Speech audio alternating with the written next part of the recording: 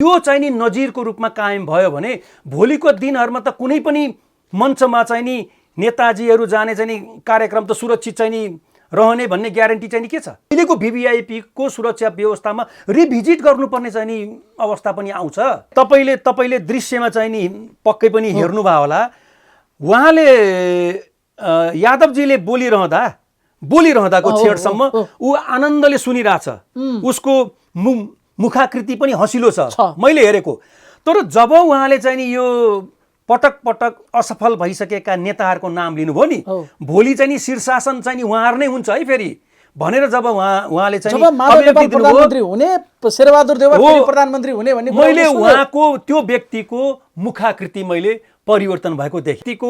मनोविज्ञानको बारेमा पनि पुलिसको ट्रेनिङमा हामीहरू अध्ययन गर्छौं के, मैले त्यही बेला नै हुन त झट्ट हेर्दाखेरि त्यो तेरे चित्रमा अन्य व्यक्ति भन्दा उहाँ चाहिँ नि अलिकति अलग्गै खालको पनि देखिन्छ। कार्यक्रम भयो पहिला, ती मान्छे जसले खुकुरी प्रहार गरे उनी पत्रकार तर्फको दीर्घामा बसिराखेका थिए। महेन्द्र यादव बोले, महेन्द्र यादवले बोल्दाखेरि यति इजिली कुराहरू गरिदिए कि हाम्रो यो गठबन्धन 5 वर्ष जाने हो, अहिले प्रचण्ड प्रधानमन्त्री हुनुहुन्छ, यस पछाडिको पालोमा माधव नेपाल वेटिङमा हो प्रधानमन्त्री, त्यस पछाडि शेरबहादुर देउवा प्रधानमन्त्री हुनुहुन्छ भन्ने कुरा उहाँले गरिदिनु भयो। एकदमै। अनि नक्कली भुटानी शरणार्थी प्रकरण यत्रो चर्चामा छ, बालकृष्ण खाट निर्देश हुनुहुन्छ, 1-2 दिनमा उहाँ छुट्नुहुन्छ भन्ने कुरा उहाँले त्यहीँनिर गर्नुभएको छ। त्यति मात्र गर्नु भएन, उनले त्यहाँ प्रश्न सोधेको छ। उसले प्रश्न सोधेर कांग्रेसले त कारखाना बेचेर खायो नि, उसले प्रश्न पनि गरिरहेछ त्यहाँनिर।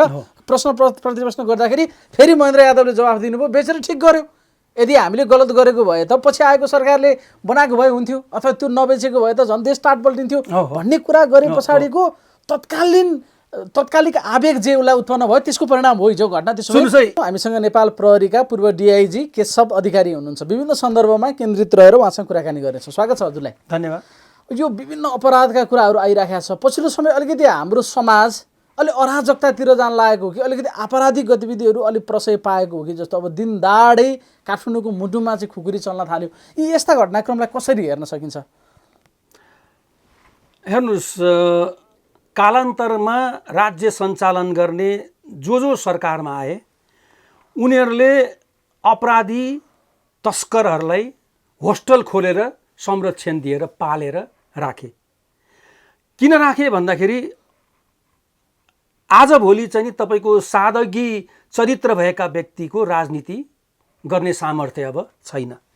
तपाईसँग धन सम्पत्ति छ, मुसुण्डहरू दायाँ बायाँ छ, अपराधी ब्याकग्राउन्ड तपाईको चाहिँ नि दिनचर्या छ, त्यस्ता व्यक्तिहरूले राजनीतिमा सहस्र चाहिँ नि प्रवेश पाउन थाले। राजनीतिमा प्रवेश गर्ने यस्ता प्रवृत्तिका व्यक्तिहरूलाई उच्च पदस्थ नेतृत्वहरूबाट हदैसम्म चाहिँ नि संरक्षण दिने चाहिँ नि यो नियति नेपालको राजनीतिको चरित्र बन्यो हिजो आज। त्यही चरित्र भएकै कारणले गर्दा यस्ता प्रवृत्ति भएका व्यक्तिहरू अहिले हाम्रो समाजमा तपाईको के भनौँ त्यसलाई उत्पादन चाहिँ नि भइरहेको चाहिँ अवस्था हो। यही कारणले गर्दा अपराधमा कुनै पनि तपाईको डर त्रास बिना, म त भन्छु यो त कल्चर अफ इम्प्युनिटी चाहिँ नि हाबी भयो हाम्रो समाजमा। जस्तो ठ्याक्कै हिजोकै घटनालाई हेर्दाखेरि रिपोर्टर्स क्लबमा एउटा कार्यक्रममा बोलेर बाहिर निस्किँदै गर्दा नेपाली कांग्रेसका सहमहामन्त्री महेन्द्र यादवमाथि आफूलाई अभियन्ता बताउने एकजना व्यक्तिले खुकुरी प्रहार गरिदिए। यो के सामान्य कुरा हो? काठमाडौँको मुटुमा यसरी खुकुरी प्रहार भइरहेको छ। यो घटनाको केस स्टडी गरौँ न, कसरी हेर्न सकिन्छ? राज्यको के अरे जति पनि सुरक्षाकर्मीहरू देशमा छन् ती सम्पूर्ण सुरक्षाकर्मीको करिब 60% सुरक्षाकर्मीहरू काठमाडौँ भ्यालीमा छन्। त्यस्तो चाहिँ नि महत्त्वपूर्ण ठाउँमा यसरी 81 हिजोका मन्त्री हैन नेता अहिलेका उहाँलाई त्यसपछि कार्यक्रममा चाहिँ फर्किरहेको बेलामा त्यो पनि सुरक्षाकर्मीको उपस्थितिमा हैन हतियार प्रयोग गरेर चाहिँ नि तपाईको भौतिक कारबाही गर्ने दुस्साहस चाहिँ नि राख्नु भनेको हाम्रो चाहिँ नि शैक्षिक के रे सुरक्षाको अवस्था कति दयनीय छ भन्ने पनि यसले देखाउँछ हैन। तर एउटा व्यक्तिलाई चाहिँ नि भौतिक रूपले हतियारले आक्रमण गर्यो भन्दैमा समाज चाहिँ नि सर्वत्र समाज चाहिँ नि असुरक्षित छ भन्ने त्यो सन्देश पनि चाहिँ नि गएको छ होइन। तर बुझ्ने मान्छेले चाहिँ नि बुझेका छन्। होइन, मैले भन्न खोजेँ कुनै एउटा त्यहाँ घटना घट्यो, त्यो घटना घट्नुभन्दा अगाडि त उसले झोलामा खुकुरी राखेर हिँड्नलाई एउटा कन्फिडेन्ट त फिल गर्नु पर्यो नि। घटना घट्नु आफैमा नराम्रो कुरा भयो, काट्यो, तर ऊ कति आरामले चाहिँ नि खुकुरी झोलामा बोकेर हिँड्न सक्ने आँट कसरी आउँछ? एउटा के हुन्छ भने तपाईँको सभा समारोहहरूको प्रकृति अनुसार कुनै पनि नेताहरूको स्तर हेरेर आयोजना गरिने सभा समारोहहरूको प्रकृतिको आधारमा चाहिँ नि सुरक्षा बन्दोबस्ती मिलाइएको हुन्छ। रिपोर्टर्स क्लबमा हिजो मात्रै कार्यक्रम त भएको होइन, हरेक दिन हुन्छ, हरेक दिन हुन्छ। त्यस्तो अप्रिय चाहिँ नि अवस्था आजको हिजोको दिनसम्म त आएको थिएन होइन। त्यसले गर्दा कार्यक्रमको प्रकृति अनुसार चाहिँ नि तपाईँको थ्रेटको मूल्याङ्कन गर्छ सुरक्षा कर्मीहरूले होइन। त्यही आधारमा हिजो पनि त्यो व्यक्तिले चाहिँ निर्वाध रूपले प्रवेश गर्ने मौका पायो। कसैले कल्पना पनि गरेको थिएन कि त्यो व्यक्तिले हतियार चाहिँ भित्र क्यारी गरेर चाहिँ लिएर गएको छ। हेर्दाखेरि सामान्य किसिमको मान्छे छ, पत्रकार सम्मेलन छ, कुनै ठुलो भव्य कार्यक्रम पनि होइन, एउटा पत्रकार सम्मेलन, त्यसमा पनि जिम्मेवार व्यक्तिको उपस्थिति छ होइन।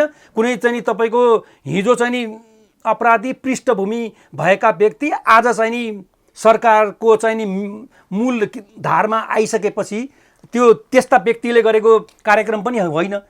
त्यस्ता कार्यक्रम यदि भएको भए त्यहाँ चाहिँ नि अपराधी प्रवृत्तिका व्यक्ति रहने गुन्जाइस त चाहिँ हुन्थ्यो, तर त्यो प्रकृतिको त्यो कार्यक्रम पनि होइन होइन।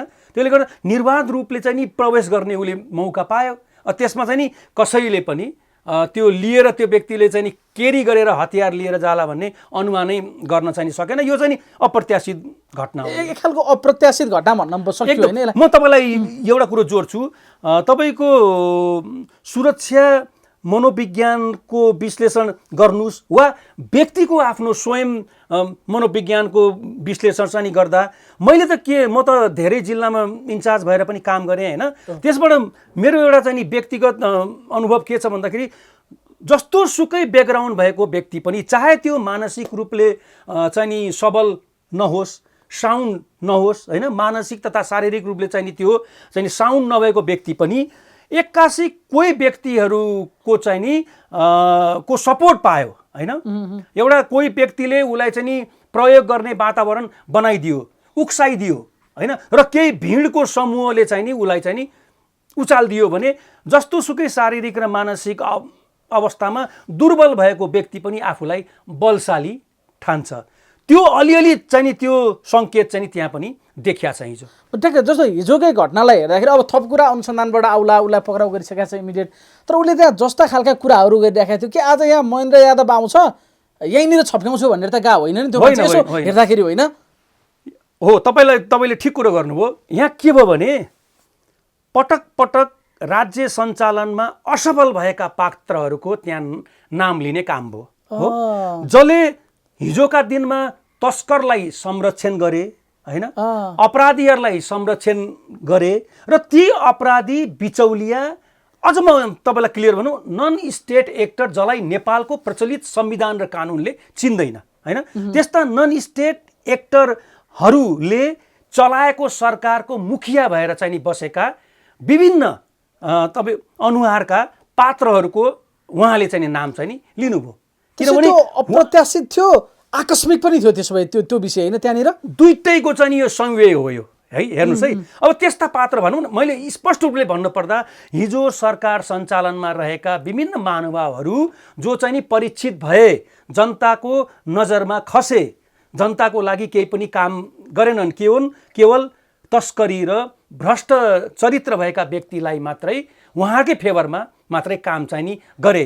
देशको लागि केही पनि काम नगरेको व्यक्ति नै फेरि तपाईँको प्राइम मिनिस्टरको चाहिँ नि क्यान्डिडेट हुने भन्ने उहाँले कता कता सङ्केत चाहिँ नि गर्ने स्पष्टै छ। त्यहाँ कार्यक्रम भयो पहिला, ती मान्छे जसले खुकुरी प्रहार गरे उनी पत्रकारतर्फको दीर्घामा बसिराखेका थिए, महेन्द्र यादव बोले, महेन्द्र यादवले बोल्दाखेरि यति इजिली कुराहरू गरिदिए कि अब हाम्रो यो गठबन्धन 5 वर्ष जाने हो, अहिले प्रचण्ड प्रधानमन्त्री हुनुहुन्छ, यस पछाडिको पालोमा माधव नेपाल वेटिङमा हो प्रधानमन्त्री, त्यस पछाडि शेरबहादुर देउवा प्रधानमन्त्री हुनुहुन्छ भन्ने कुरा उहाँले गरिदिनु हो एकदमै। अनि नक्कली भुटानी शरणार्थी प्रकरण यत्रो चर्चामा छ, बालकृष्ण खाँड निर्दोष हुनुहुन्छ, 1-2 दिनमा उहाँ छुट्नुहुन्छ भन्ने कुरा उहाँले त्यहीँनिर गर्नु। त्यति मात्र गर्नु भएन, उसले त्यहाँ प्रश्न सोधेको छ। उसले प्रश्न सोधेर काङ्ग्रेसले त कारखाना बेचेर खायो नि उसले प्रश्न पनि गरिरहेछ त्यहाँनिर प्रश्न प्रतिप्रश्न गर्दाखेरि फेरि महेन्द्र यादवले जवाफ दिनुभयो बेचेर ठिक गर्यो यदि हामीले गलत गरेको भए त पछि आएको सरकारले बनाएको भए हुन्थ्यो अथवा त्यो नबेचेको भए त झन् देश टाट पल्टिन्थ्यो भन्ने कुरा गरे पछाडिको तत्कालिक आवेग जे उसलाई उत्पन्न भयो त्यसको परिणाम हो हिजो घटना। त्यसो सुन्नुहोस् है, हिजोदेखि आजसम्म मिडियाहरूले पनि प्रशस्त स्पेस दिएको छ यो घटनालाई। कसैले चाहिँ नि नियोजित हो, यो प्रायोजित हो, कुनै पार्टीले यसलाई प्रयोग गर्यो अथवा कुनै वर्ग विशेषको माध्यमबाट यो व्यक्ति आयो भनिएछ है। जेसुकै भए तापनि अनुसन्धान त लक्षित छ उमाथि होइन। भोलि चाहिँ नि प्रहरीले रिभिल त गर्ला होइन, घटनाको के कारणले घट्यो भन्ने विवरण त भोलि नेपाल प्रहरीको चाहिँ अनुसन्धान टिमले चाहिँ रिभिल त गर्ला होइन। तर के देखियो भन्दाखेरि बढी आश्वासन दिने व्यक्तिले जब आफूले के अरे कबुल गरेका बाचाहरू पुरा गरेन होइन, जनताको छोराहरूको भविष्यको कुरा हेर्नुहोस् होइन, मुलुकको चाहिँ नि अधोगति गर्नमा उहाँहरूले प्रशस्त चाहिँ नि कामहरू कृत्यहरू गर्नुभयो। उहाँहरू नै फेरि शासन सत्ताको चाहिँ नि चुरोमा बस्ने भन्ने कुरा चाहिँ आयो हिजो है। त्यसैको असन्तुष्टि त हिजो देखियो, तर यो चाहिँ नि नजिरको रूपमा कायम भयो भने भोलिको दिनहरूमा त कुनै पनि मञ्चमा चाहिँ नि नेताजीहरू जाने चाहिँ नि कार्यक्रम त सुरक्षित चाहिँ नि रहने भन्ने ग्यारेन्टी चाहिँ नि के छ ल भन्नुहोस् त।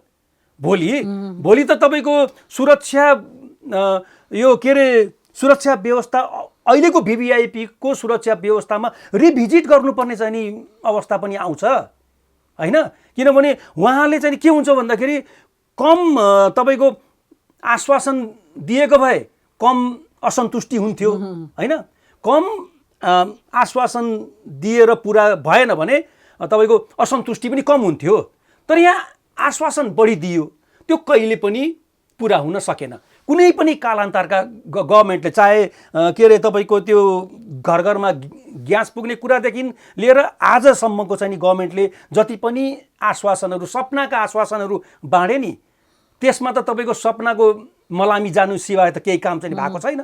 त यो अवस्था यो हिजोको घटना भोलिको दिनमा नजिरको रूपमा चाहिँ नि स्थापित हुन गयो भने विभिन्न मञ्चहरू कार्यक्रम मार्फत यसले त राष्ट्रिय सुरक्षा र के अरे आन्तरिक चाहिँ नि सुरक्षामा त ठुलो चाहिँ नि चुनौती खडा गर्ने चाहिँ सम्भावना मैले देख्छु। कुनै समूहबाट परिचालित भएर योजनाबद्ध रूपमा उसले त्यो घटना घटाएको देखिन्छ कतै। यसो भोलि अरू कुरा त पूर्ण अनुसन्धानबाट खुल्ला, तर हेर्दाखेरि चाहिँ आजको दिनसम्म चाहिँ नि मैले देख्दिनँ। किनभने उहाँको बारेमा मैले सुनेसम्म, त्यो सापकोटाजीको बारेमा मैले सुनेसम्म योभन्दा अघिल्लो पटक पनि यस्तो कार्यहरूमा उहाँ चाहिँ संलग्न हुँदाखेरि प्रहरीले चाहिँ समातेर कारबाही चाहिँ उहाँलाई गरेका छ अरे होइन। कुनै नाम चलेको व्यक्ति होइन, कुनै सङ्गठन संस्थासँग आबद्ध रहेको व्यक्तिले यस्तो हरकत चाहिँ नि गरेको भए डरलाग्दो सङ्केत चाहिँ हुन सक्थ्यो होइन। तर उहाँको बारेमा चाहिँ नि उहाँको विगत त्यति राम्रो चाहिँ छैन भन्ने सुनेको हुँदा जस्तो कतिपय कुरा समाचार आइराखेको छ। अब पहिला वैदेशिक रोजगार विभागको महानिर्देशकलाई कालो मुसो पनि उसैले दल्याएर रहेछ। वैदेशिक रोजगारीमा गयो, त्यहाँ फस्यो, उसले माग राखेर गयो, त्यसको सुनवाई भएन, उसले त्यसको आवेगमा त्यो प्रतिक्रिया गयो, धरोटीमा छुटेको मान्छे रहेछ। मान्छे केही कथा त होला त्यहाँभित्र। यसरी हेर्दाखेरि कुनै योजनाबद्ध जस्तो उसले म राजावादी हुँ भन्ने जस्तो अलिकति राष्ट्रवादी भने तर राजावादीको कुरा देखिन्छ त्यहाँनिर, गणतन्त्र यहाँ त्यहाँ भनिरहेछ। कुनै त्यस्तो समूहबाट परिचालित त मलाई देखिँदैन होइन, मलाई लाग्दैन। किनभने उहाँको नेकीवेदी चाहिँ नि बुझ्दा पनि उहाँको चाहिँ नि पृष्ठभूमि चाहिँ नि क्लियरली चाहिँ नि उहाँ चाहिँ यो समूहको अथवा यो वर्गको भन्ने देखिँदैन। त्यसले अप्रत्याशित यो घटना भएको हो कि जस्तो मेरो व्यक्तिगत चाहिँ नि टिप्पणी छ होइन।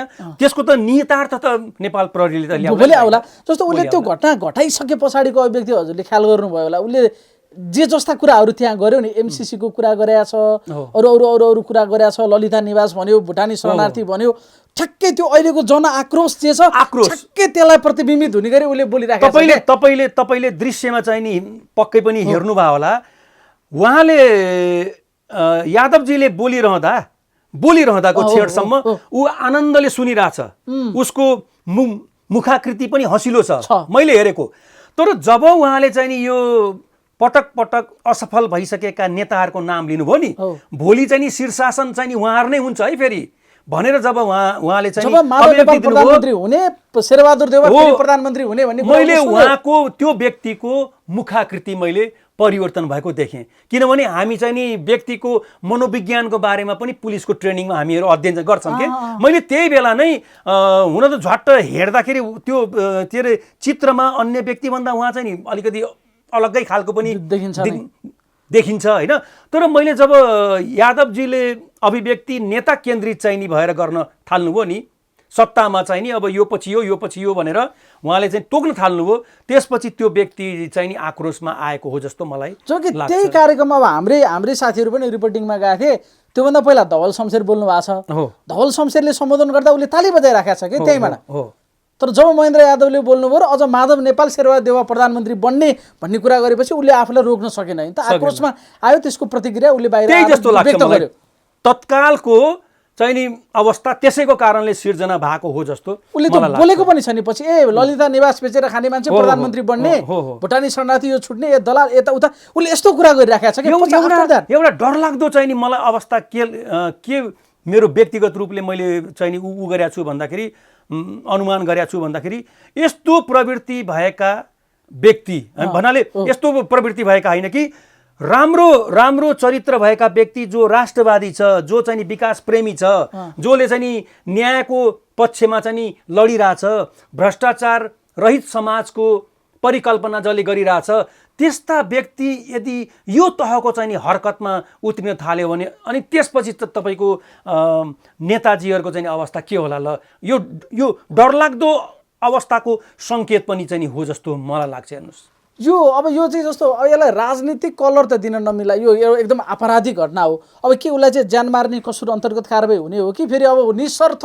रिहा गर्नु पर्यो भनेर अर्को मुभमेन्ट सुरु भइसक्यो? जाहेरी कसरी जान्छ अब त्यसैमा डिपेन्ड गर्छ होइन। जाहेरी दिने व्यक्तिले अब ज्यान मार्ने उद्योगमा दिनुहुन्छ कि के हुन्छ? अब हेर्नुहोस् है, समाज विभक्त भइसक्यो हिजैबाट, कसैले ठिक भनेका छन्, कसैले बेठिक भनेका छन्। हेर्नुहोस् है, समाज यति अराजक भइसक्यो, अराजक बनाउनको लागि जिम्मेवार चाहिँ को त? जिम्मेवार को? तपाईँ व्यक्ति हत्या गर्ने व्यक्तिलाई रेड कार्पेटमा चाहिँ स्वागत गर्न थाल्नुभयो भने तपाईँले के स्वच्छ समाजको, अपराध रहित समाजको परिकल्पना गर्न सक्नुहुन्न नि। एउटा लिगल म्याक्सिमले के भन्छ भने, कानुनमा लिगल म्याक्सिमले के भन्छ भन्दाखेरि punishment must match the crime. अपराधको गम्भीर्यता हेरी सजाय चाहिँ नि निर्धारण हुनुपर्छ। हेर्नुहोस् त, ज्यान मार्या छ, क्रूर तरिकाले, अमानवीय तरिकाले व्यक्ति हत्या गरेछ, त्यस्ता व्यक्तिलाई तपाईँ रेड कार्पेट गरेर नेपालको कानुन संशोधन गरेर चाहिँ नि उसलाई तपाईँ छुटकारा दिनुहुन्छ, तपाईँको मालाले चाहिँ नि स्वागत गर्नुहुन्छ भने त्यसपछिको समाजको चरित्र चाहिँ नि के हुनसक्छ भन्नुहोस् त? यो त कस्तो भयो भन्दाखेरि दलको सदस्यताले अपराध गर्ने लाइसेन्स चाहिँ नि लिएर जा, यो चाहिँ नि डरलाग्दो चाहिँ नि तपाईँको यो अवस्था चाहिँ नि यदि सिर्जना हुँदै जाने हो भने डरलाग्दो समाजको चित्रण त मैले अगाडि जस्तो यो ठिकै दुईटा घटनाक्रम बाहिर आयो नि सर। त्यहाँ महेन्द्र यादवले बोलेको कुरा पनि अहिले सञ्चार माध्यममा आयो, यो घटना पनि सबै सञ्चार माध्यममा आयो, र त्यस पछाडि जुन प्रतिक्रिया व्यक्त भइराखेको छ नि, लगभग 90% अबले चाहिँ एकदम ठिक गर्यो, हान्नै पर्ने कुरा पो गरे रहेछ भन्ने ढङ्गले प्रतिक्रिया गरिराखेका छन्। पछि हामी कहाँ जाँदैछौँ, समाज कहाँ जाँदैछ? तपाईँलाई म भनौँ, अहिले नेपालको राजनीतिमाथि चाहिँ नि अपराधीहरूले कब्जा जमाएर बसेका छन्। नागरिकको दैनन्दिनका आवश्यकता चाहिँ नि पूर्ति हुने खालका कुनै पनि प्रोजेक्टमा सरकारको ध्यान छैन। त्यो मैले भन्नै पर्दैन, तपाईँहरूको मिडियाले नै बोलिरहेछ है, ध्यान छैन, गभर्मेन्टको ध्यान छैन। चरम आक्रोश चाहिँ नि जनतामा छ अहिले। म त के भन्छु भने अहिले यो आक्रोशलाई मैले कुन रूपमा लिएको छु भन्दाखेरि पानी चाहिँ नि बोइलिङको अवस्थामा मैले लिएको छु। गुजगुज हुन्छ नि, तर पानी त चुहिँदैन। यसलाई मैले यो जनताको यो आक्रोशको स्तरलाई मैले कुन रूपमा लिएको छु भने वाटर बोइलिङको अवस्था हो। यदि दुध बोइलिङको परिणतिमा यो आक्रोश चाहिँ नि तपाईँको खस्न थाल्यो भने के होला? यहाँ त सबैले भन्छ नि, मिडियामा बोलिरहेछ नि, श्रीलङ्का जस्तो हुन्छ। अहिले त त्योभन्दा पनि भयावह अवस्था चाहिँ नि देखिरहेको छु। यो हदसम्मको चाहिँ नि तपाईँको अराजक चाहिँ नि अवस्था सिर्जना गर्नमा कालान्तरका सरकारका जिम्मेवार व्यक्तिहरू चाहिँ नि के अरे जिम्मेवार छन्, जिम्मेवार व्यक्ति नै चाहिँ जिम्मेवार छन्। यो अवस्था चाहिँ नि डरलाग्दो सङ्केत हो। हेर्नुहोस्, जस्तो कुनै पनि घटनाको त कारण हुन्छ नि, महत्त्वपूर्ण कुरा त होइन, त्यतातिर जाँदैन। अब उसले त्यो घटना घटायो, उसलाई अपराधी करार गरिएला, उसलाई जेल हालिएला, यस्ता चिजले मात्र समाधान हुन्छ त सर? तपाईँले ठिक भन्नुभयो। हेर्नुहोस् है, हाम्रो देशमा विभिन्न मुद्दाहरू, तपाईँको निर्मला नानीदेखि लिएर, महेन्द्रनगरको निर्मला नानीदेखि लिएर विभिन्न मुद्दाहरू किन बिथुलियो? मुद्दाले चाहिँ नि तपाईँको सकारात्मक, मुद्दाको अनुसन्धानको सकारात्मक पटाक्षेप किन हुन सकेन? या के भयो भने केही हदसम्म तपाईँको नेपाल प्रहरीका चाहिँ नि जिम्मेवार, के अरे सम्बन्धित अफसर पनि जिम्मेवार छन्। र त्योभन्दा बढी चाहिँ नि जिम्मेवार के भयो भन्दाखेरि डिजिटल तपाईँको प्लेटफर्ममा सक्रिय चाहिँ नि सो कल्ड चाहिँ अभियन्ताहरू, सो कल्ड केही राम्रा पनि छन्, तर अधिकांश चाहिँ नि सो कल्ड अभियन्ताले कुनै पनि मुद्दाको अनुसन्धान पनि सडकमै गर्ने भए, मुद्दाको अभियोजन पनि तपाईँको सडकमै लगाउने भए र तपाईँको न्याय निरूपण पनि सडकमै गर्नुपर्छ भन्ने यो परिस्थिति चाहिँ नि खडा गरेपछि तपाईँले चाहिँ नि के अरे सभ्य समाजको परिकल्पना गर्नु होला। तर देख्नुहुन्छ यसले त भोलि त जस्तो आज जहाँ छौँ भोलि यसले थप अराजकतातर्फ जाने भयो नि त। करेक्ट, बन्ने भयो नि त यो अवस्था। तपाईँलाई म भनौँ, हेर्नुहोस् है, अहिले त कस्तो छ भन्दाखेरि एकजना अभियन्ता मात्रै सडकमा देखिएला, अभियन्तालाई चाहिँ नि फलो गर्दै 100 जना 200 जना 400 जना जालान्। तर तपाईँले कल्पना गर्नु भएको छ, हामी 95% नेपाली जनता इन्टरनेटसँग जोडिएका छौँ। के अरे 87% जनता चाहिँ नि इन्टरनेटसँग चाहिँ नि जोडिएका छौँ। 93% पिपुलसँग डिजिटल मोबाइल छ। तपाईँ परिकल्पना गर्नुहुन्छ, एक सेकेन्डको चाहिँ नि तपाईँको समाजको अराजकताको के अरे अवस्था कहाँ छ भन्ने कुरा उनीहरूले रिड गरिरहेछ। र अर्को कुरो, रिड मात्रै गरेका छैन, त्यो चाहिँ नि अराजक चाहिँ नि हुलले सिर्जना गरेको एउटा चाहिँ नि असत्य चाहिँ नि धारणालाई उसले चाहिँ नि ग्रहण गरिरहेछ। हेर्नुहोस् है, त्यो धारणा के अरे राम्रा अभियन्ता छन् भने धारणा राम्रो पनि बढिरह होला। तर यहाँ त त्यस्तो छैन नि। तपाईँको करिब 90% चाहिँ नि सडकमा चाहिँ नि नारा लगाएर हिँड्ने व्यक्तिहरूले त्यो जल्दो बल्दो मुद्दाको चुरोमा चाहिँ नि नपुगिकन आफू एटेन्सन सिकरको रोगले चाहिँ नि ग्रसित छन्। जहिले पनि चर्चाको चुलीमा चाहिँ नि बसिरहने रोग लागेका चाहिँ नि त्यस्ता अभियन्ताहरूका कारण चाहिँ नि तपाईँको 97% को हातमा जुन मोबाइल छ ती व्यक्तिहरू पनि दिग्भ्रमित छन् है। जस्तो हजुरले भन्नुभयो नि, मान्छे श्रीलङ्का भन्छन्, म त श्रीलङ्का भन्दा पनि भयावह अवस्थामा पुग्छ कि भन्ने देखिरहेको छु भन्ने कुरा गर्नुभयो नि। कि अहिले हामी एकदम नेसनल फ्रस्ट्रेसनको अवस्थामा छौँ कि क्या? फ्रस्ट्रेसनको चुलीमा छौँ। राज्य चाहिँ नि के अरे राज्यको गतिविधिको कारणले गर्दा ठुलो जमात चाहिँ नि फ्रस्ट्रेसनमा छ अहिले। ठुलो जमात हेर्नुहोस् है, एउटाले टुलु चाहिँ नि के भन्छ नि त्यसलाई, अवसरको थुप्रोमाथि बस्ने सानो समूहको रजाइलाई तपाईँको अवसरबाट वञ्चित ठुलो समूहले टुलु हेरेर बसिरहेको नियतिमा हाम्रो समाज चाहिँ नि हुर्किया छ।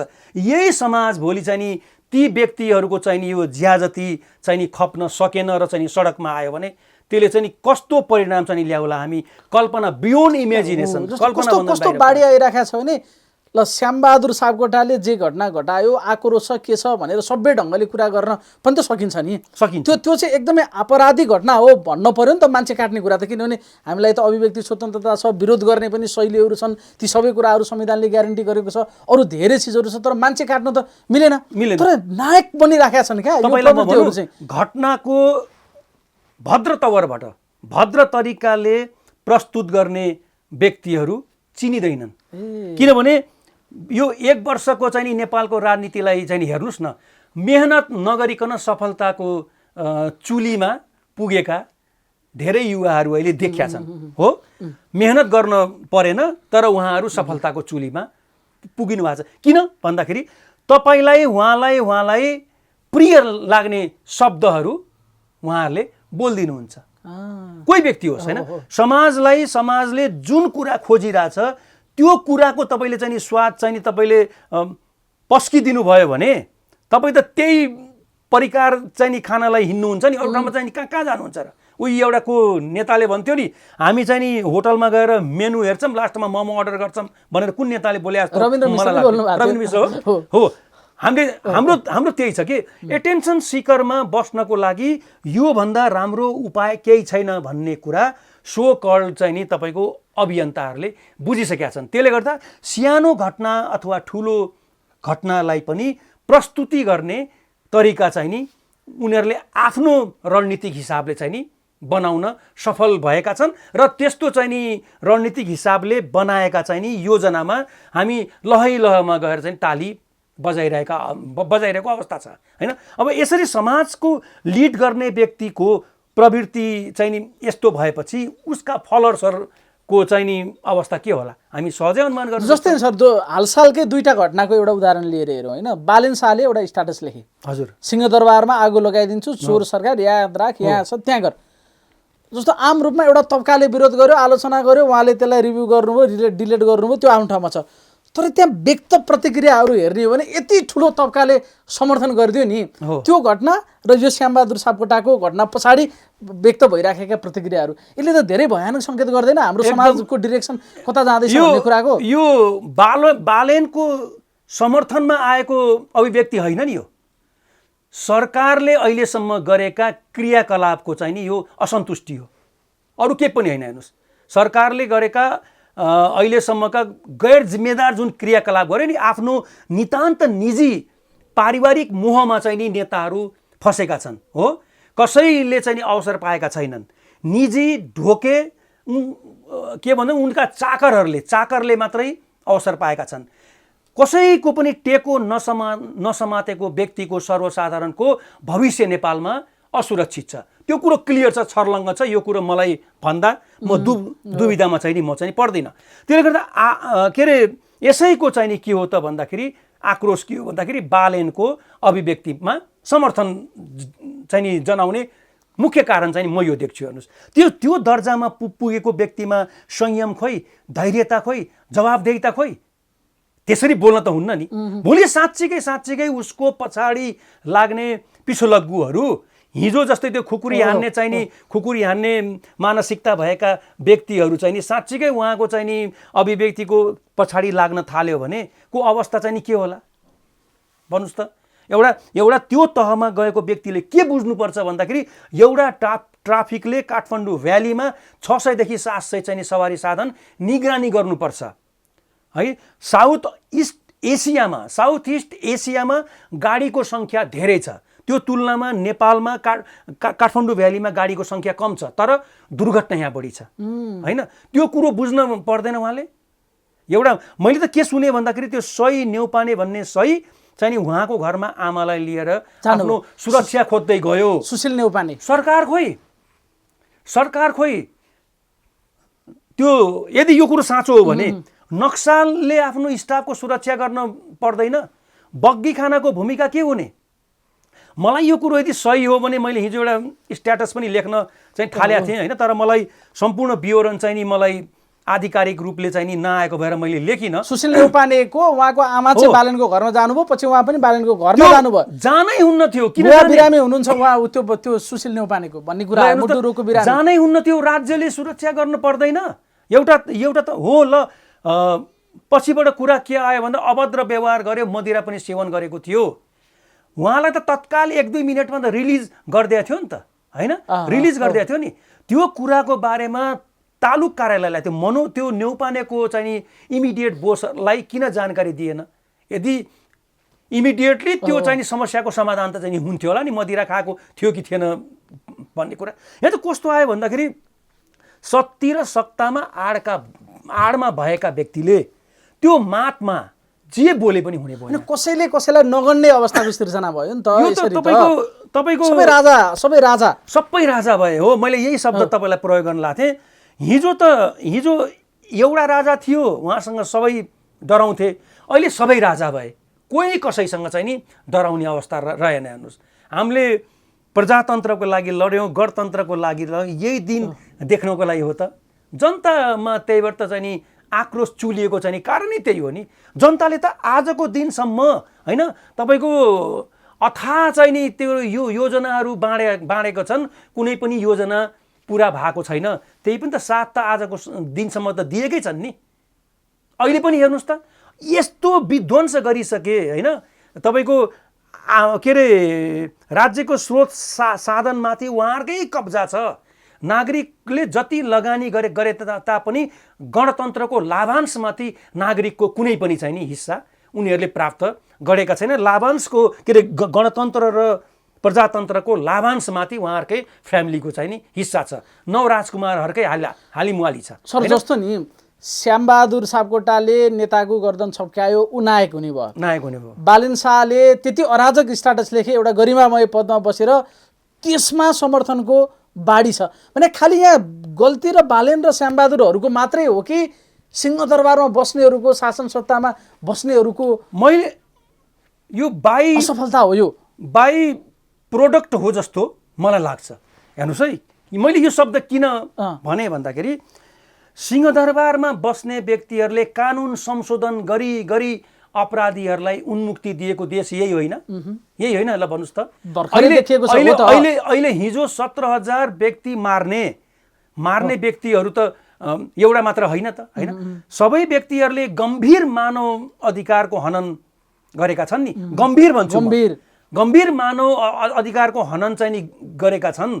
तर त्यस्तो व्यक्तिहरूलाई पनि जोगाउनको लागि पनि राष्ट्रसङ्घले डे 1 देखि वार्निङ दिँदा पनि अहिलेसम्म पनि तपाईँको विधेयक जुन चाहिँ नि ल्याउन लाछन् नि, यही अपराधीहरूलाई जोगाउनको लागि होइन त? हो त, बालेन प्रवृत्ति यस्तैको बाई प्रोडक्ट हो म भन्छु। उहाँहरूले चाहिँ नि यो हरकत चाहिँ नि गर्नको लागि मोटिभेटेड किन हुनुभयो?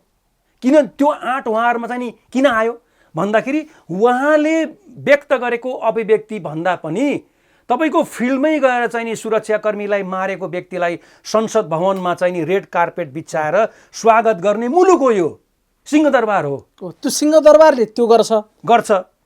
अनि प्रहरी अफिसरलाई जिउँदै भाला रोपी मारेको मान्छेलाई त रेड कार्पेटले स्वागत गर्यो नि सिंहदरबारले। अनि कुन नैतिकताले बालेनलाई चाहिँ नि कारबाहीको दायरामा ल्याउँछ त? अनि श्यामबहादुरहरूले खुकुरी त उठाउँछन् नि त। फेरि यसरी हेर्ने हो भने के भन्नुभयो? श्यामबहादुरहरूले खुकुरी त उठाउँछन् नि त। यसरी हो, राज्यको उपस्थिति नदेखिएको ठाउँमा यस्ता वारदातहरूले आकार लिन्छन्। हेर्नुहोस्, म नेपाल मात्र भन्दिनँ, हेटीमा चाहिँ नि म 2 चोटि बसेँ। ट्याक्कै हेटीको अवस्था र यहाँको राजनीतिक अवस्था मैले एउटै देख्छु, केही फरकै छैन। म आजभन्दा म तपाईँको डिएसपी हुँदाखेरि हेटीको अवस्था र म फेरि तपाईँको डिआइजी भएर चाहिँ नि रमेश खरेलहरू पनि मेरो टिममा हुनुहुन्थ्यो है, मेरो नेतृत्वमा गएको टिम थियो। म डिआइजी हुँदा, डिएसपी हुँदाखेरिको अवस्था र डिआइजी हुँदाखेरिको अवस्था दुरुस्तै नेपालकै जस्तो छ। त्यहाँ हेर्नुहोस्, अहिले सभ्य नागरिकहरू चाहिँ बस्न सक्ने अवस्था छैन। तपाईँको मेगा प्रोजेक्टहरू चाहिँ लागू हुँदैन। ठुला चाहिँ नि तपाईँको लगानीकर्ताले आफ्नो लगानी फिर्ता लैसके।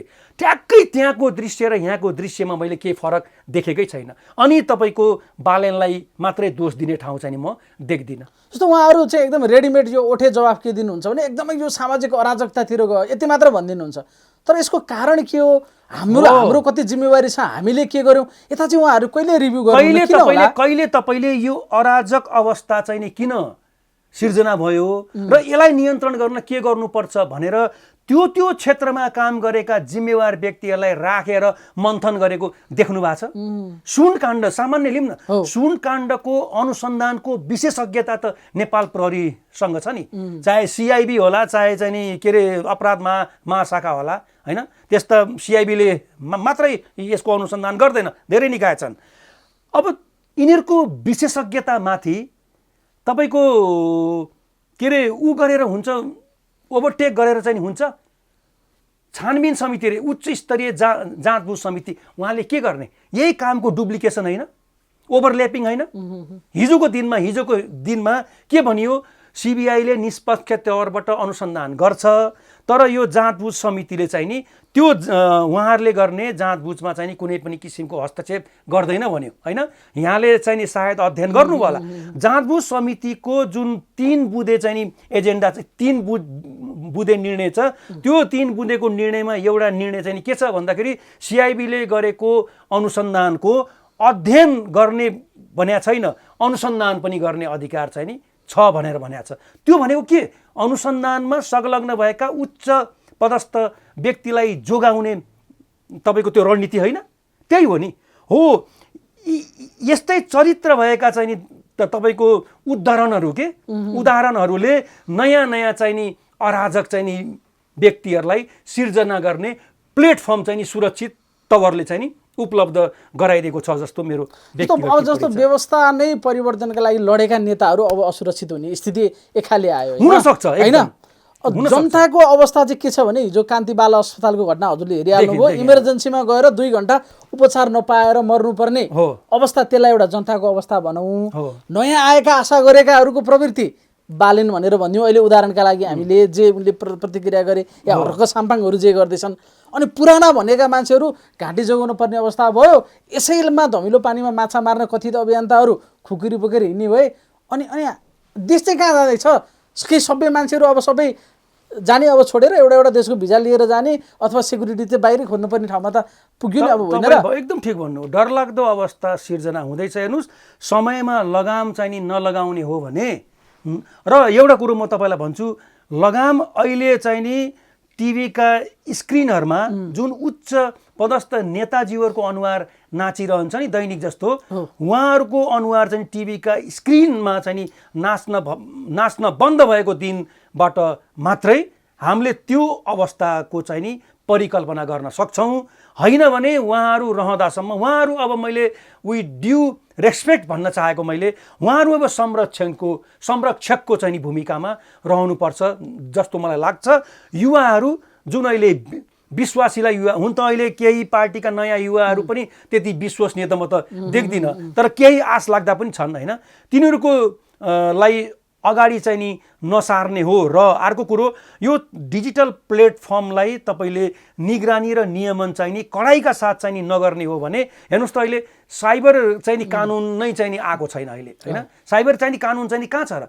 आजभन्दा कति वर्ष अगाडिको विद्युतीय चाहिँ नि उसबाट एनबाट चाहिँ नि हामीले काम गरिरहेछौँ। कानुनका कति अप्ठ्याराहरू छन् होइन। खालि खालि एउटा सुधार भएको के छ भन्दाखेरि, पहिला यो साइबर क्राइम काठमाडौँ जिल्ला अदालतले हेर्थ्यो, अहिले सबै जिल्ला अदालतले हेर्ने भनेको छ। न त्यहाँ जनशक्ति छ, न त्यहाँ चाहिँ नि विज्ञता छ, न दक्षता छ, न चाहिँ नि स्रोत साधन छैन नि। तपाईँको यहीँको चाहिँ नि साइबर ब्युरोले त राम्रोसँग काम गरिरहेको छैन। मेरो कमान्डमा बसेको व्यक्ति त्यहाँको साइबर ब्युरोको चिफ छ। मैले बेला बेलामा उसलाई सोध्छु, सर हामीले त हाम्रो सामर्थ्यले भन्दा पनि बढी हामीले काम चाहिँ गरिरहेछौँ, छैन हजुर, यही अवस्था रह्यो भने हामी काम गर्न सक्दैनौँ भन्छ। अब स्रोत साधनले सम्पन्न गर्नु पर्यो, दक्षता र चाहिँ नि तपाईँको विज्ञता भएका व्यक्तिलाई अगाडि सार्नु पर्यो, प्रशिक्षणको चाहिँ नि व्यवस्था गर्नु पर्यो होइन तपाईँको, र साथसाथै कानुन चाहिँ नि तत्काल चाहिँ ल्याउनु पर्यो। यो नगर्ने हो र युवाहरूलाई चाहिँ नि विश्वास अब नगरेर